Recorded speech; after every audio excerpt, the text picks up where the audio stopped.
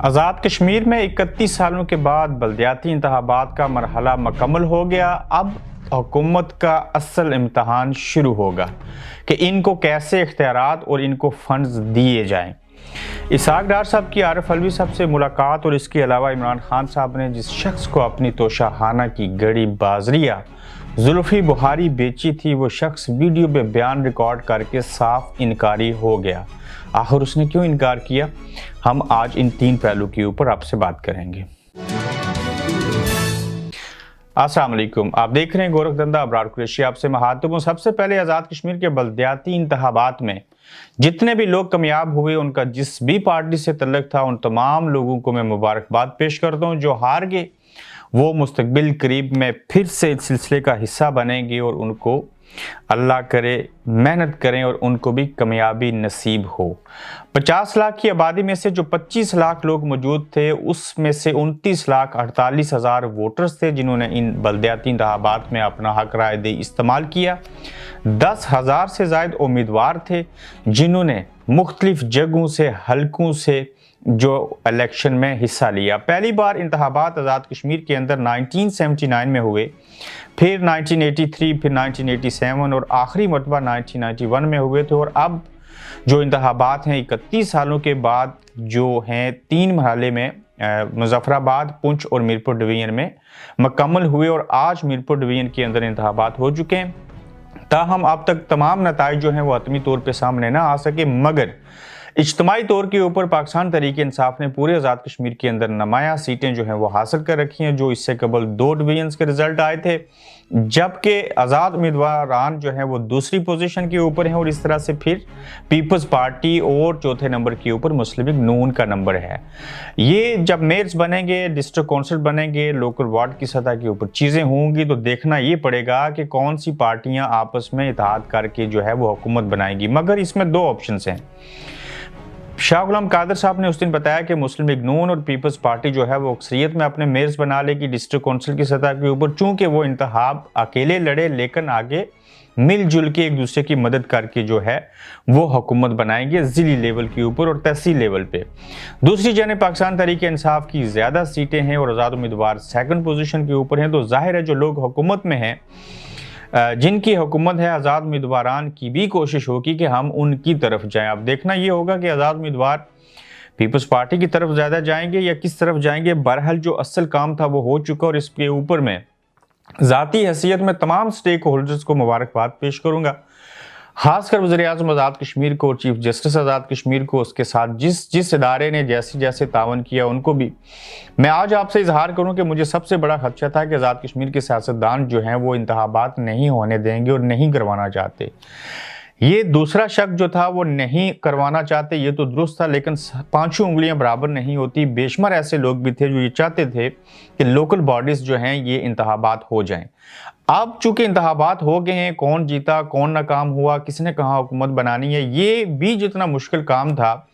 اس سے مشکل مرحلہ یہ ہے کہ ہم نے جو اقتدار کی منتقلی صحیح معنوں میں لوکل سطح کے اوپر عام آدمی تک پہنچانی ہے، جس میں ٹوٹی نلکے کے کام وہ کریں اور قانون سازی کے معاملات جو ہیں وہ MLA دیکھے، اور جو بجٹ ہے ان کو دیا جائے، ان کو تمام اختیارات دیے جائیں اور ان کی دیکھ بھال ہر لحاظ سے کی جائے۔ کیا یہ جو لوکل باڈیز کے انتخابات ہوئے ہیں، اس میں ڈسٹرکٹ کونسل وارڈ کے جو ممبران ہیں، جتنے بھی لوگ ہیں، ان کو اختیار مل سکے گا؟ کیا ان کو بجٹ ملے گا اور اس بجٹ کے تحت وہ تعمیر و ترقی کا کام کر سکیں گے؟ یہ ایک ایسا سوال ہے جس کا جواب جو ہے وہ آزاد کشمیر کے جو وزیر اعظم ہوتے ہیں وہی آل ان آل ہوتا ہے۔ اگر وہ چاہیں تو ساری چیزیں ہو سکتی ہیں، اور اس سلسلے میں اختیارات دینے میں، ان کو بجٹ مہیا کرنے میں آزاد کشمیر کی قانون ساز اسمبلی سے کوئی نئی قانون سازی کروانے کی بھی ضرورت نہیں ہے۔ کیوں کہ یہ لوکل بلدیاتی انتخابات کے حوالے سے، لوکل حکومت کے حوالے سے، دیہی حکومت کے حوالے سے پہلے سے ایکٹ بنا ہے، اس کے ہزاروں ملازمین ہیں، اس کا بجٹ پہلے سے ہے، اس کو صرف پریکٹیکل کرنا ہے، اور جن کا حق ہے جیسا ہونا چاہیے ویسی چیزیں ان کے حوالے کرنی ہے، اور یہ سلسلہ پھر آگے بڑھے گا۔ یقین جانیے کہ آزاد کشمیر جیسے خطے کے اندر لوکل انتخابات کا ہونا یا کروانا یا ہو جانا یہ بہت بڑی کامیابی ہے۔ اس کے ثمرات جو ہیں جب ان کو اختیارات مل جائیں گے تو ان کے اثرات مثبت اور بڑے دور رس ہوں گے، اور یقیناً اس کا فائدہ عام آدمی کو ہوگا۔ اور یہ چھوٹا سا جو خطہ ہے اس کے اندر اگر ترقی کرنی ہے تو ہمیں بہترین لوکل نظام حکومت جو ہے اس کو مضبوط کرنا ہوگا اور اس سلسلے کو ہمیشہ کے لیے آگے بڑھانا ہوگا، اور اسی میں نہ صرف جمہوری اقدار جو ہیں وہ بہتر ہو سکتی ہیں، جمہوریت بہتر ہو سکتی ہے، بلکہ عام آدمی کو بھی انصاف ملے گا۔ اور جہاں پہ 53 لوگ یا 150 لوگ اسمبلی کے اندر الیکشن لڑتے تھے، حصہ بنتے تھے، اب آپ دیکھیے ان کی تعداد جو ہے وہ 10 سے 12 ہزار ہو چکی، اور عوام کو نمائندے ملے لوکل سطح کے اوپر سے لے کے ڈسٹرکٹ لیول سے لے کے ڈویژن کی سطح سے لے کے پوری آزاد کشمیر کے اندر جال بچھ گیا، اور لوگوں کے جو مسائل ہیں وہ ترجیحی بنیادوں پہ حل ہوں گے۔ اور بنیادی مسائل کیا ہوتے ہیں؟ ان کو پانی کی سہولت ملے، ان کی صاف پانی خاص کر ان کو ملنا چاہیے، ان کے جو چھوٹے موٹے کام ہیں وہ ہونے چاہیے، اور لوگوں کو کسی کی محتاجی نہیں ہونی چاہیے، اور ون مین شو جو ہے وہ نہیں ہونا چاہیے۔ تو امید کرتے ہیں کہ جہاں تک یہ مرحلہ مکمل ہوا ہے وہیں پہ وزیر اعظم ذاتی طور پہ انیشیٹو لیتے ہوئے اپنے محکمے سے، اپنی حکومت سے جو ہے وہ نہ صرف کام لیں گے بلکہ ان لوگوں کو اختیارات مکمل طور کے اوپر بلا تفریق اور خاص کر ان کو فنڈز بھی مہیا کریں گے۔ اب ہم بات کر لیتے ہیں اسحاق ڈار صاحب کی 5ویں ملاقات ہوئی پچھلے چند دنوں کے اندر، اور خاص کر 24 گھنٹوں میں ان کی یہ دوسری ملاقات ہے، پلس یہ فون کے اوپر واٹس ایپ کے ذریعے بھی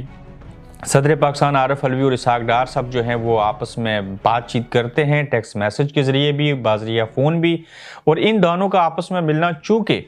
پاکستان تحریک انصاف کی جانب سے مفاہمتی سیاست کرنے والے جو ہیں وہ عارف علوی سمجھے جاتے ہیں، اور خاص کر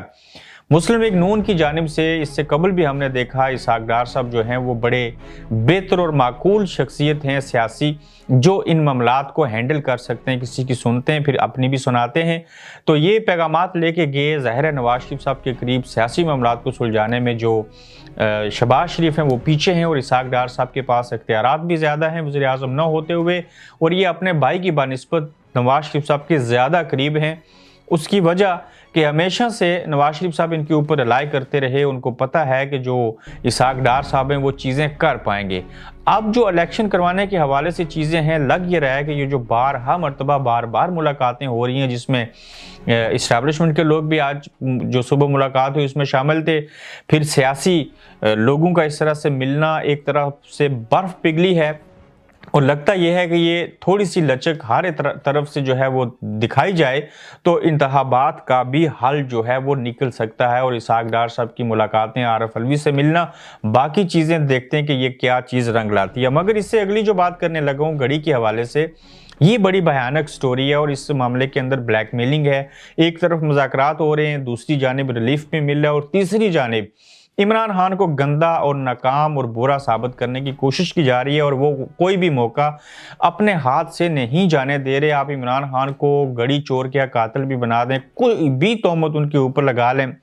ان کے ساتھ چلنے والے لوگ موجودہ جدید دور میں سمجھ چکے ہوئے ہیں ایک گڑی چوری کا الزام اور اس طرح سے چیزیں کرنے سے کچھ ہوگا نہیں حاصل، چونکہ نواز شریف کو بیٹے سے تنخواہ نہ لینے کے اوپر آپ نے چور بنا دیا۔ خیر، اس قوم کی کو کچھ بھی کہیں وہ اس دوسرے کو چور مان لیتے ہیں، میں اس بحث میں نہیں پڑھنا چاہتا، مگر جس کو گڑی بیچی تھی عمران خان صاحب نے، بازریہ زلفی بخاری، وہی جو خریدار تھا وہ مکر گیا۔ سب سے پہلے تو ایف آئی اے نے اس کو اٹھایا، اس کے اوپر یقیناً انہوں نے تشدد کیا ہوگا، ظاہر ہے اس نے رسید دی تھی، خان صاحب نے رسیدیں جو تھی وہ جمع بھی کروائی، گوشوارے جو ہوتے ہیں ان کے اندر، پیسے کتنے ملے یہ بھی طے ہے، پلس ایک ایئر وائی کا رپورٹر ہے اس نے بھی ساری قصہ کہانی بتا دی تھی کہ میں خود موجود تھا جب یہ گڑی خریدی گئی، یہ دبئی کیسے پہنچی یہ علم نہیں تھا۔ لیکن اب جس شخص کو زلفی بخاری صاحب نے گڑی بیچی تھی وہ شخص ویڈیو بیان دے کے دیار غیر سے بیٹھ کے دبئی میں بھاگ گیا ہے، اور یہ کہہ رہا ہے کہ میں نے تو ان سے گڑی خریدی نہیں، اور یہ لگ رہا ہے کہ اس بندے کو بھی ڈرایا دھمکایا گیا، اور اس ملک کے اندر کس کو ڈرایا نہیں جاتا، کس کو دھمکی نہیں دی جاتی، تو اس بیچارے کو بھی اپنی جان پیاری ہوگی، وہ کسی کے کہنے کے اوپر دباؤ میں آ کے ایسا بیان بھی دے رہا ہے، اور پھر ظاہر ہے اس نے کل پاکستان آنا ہے، وہیں پہ تو رہنا نہیں ہے، اس کا کاروبار بھی بند ہو گیا، دوبارہ سے وہ چیزیں شروع کرے گا۔ تو لگتا یہ ہے کہ عمران خان کو سارے حربے استعمال کر کے اینڈ آف دی ڈے یہ ثابت کر دیا جائے گا کہ یہ گڑی جو تھی انہوں نے غلط طریقے سے کہیں اور بیچی، پیسے زیادہ ملے، بتائے کم گئے، اور فلاں فلاں چیز ہوئی۔ اور اگر یہ کہا گیا جی کہ آپ ثابت کریں گے یہ جو رسیدیں آپ نے دکھائی ہیں یہ جینون ہیں، تو وہاں پہ آ کے اگر اس شخص نے اپنے بیان کے اوپر سٹینڈ لیے رکھا، وہ ڈرا رہا، دھمکایا گیا، تو پھر شاید عمران خان صاحب کے نزدیک جو ہے وہ مزید گہرا تنگ کیا جائے اور اسی کیس کو وجہ بنا کے پیک پہ لے کے جائے گا، اور جب یہ کیس پیک پہ پہنچ جائے گا، اوپر سے عمران خان جب الیکشن کے حوالے سے باتیں نہیں مانیں گے، اٹکے رہیں گے، تو پھر ان کو نااہل کرنے کے لیے اس کیس کو اس لیے ادھر سے بوس دیا جا رہا ہے، ادھر سے مذاکرات ہو رہے ہیں، میڈل میں کہیں بات نہ بنی تو نااہل کر دیں گے، اور نااہل کرنے کی جب گھڑی آئے گی تو پھر مذاکرات کی بھی شاید بلیک میل کر کے بات مان لی جائے، فلاں چیزیں کریں۔ تو یہ سارا قصہ کہانی جو ہے وہ بلیک میلنگ کے زمرے میں چیزیں آ رہی ہیں۔ کیا آپ کو لگتا ہے کہ خان صاحب نے اخلاقی طور پہ گھڑی بیچ پہ غلط کیا؟ میں اپنے اس سوال کا جواب دوں تو شاید ان کو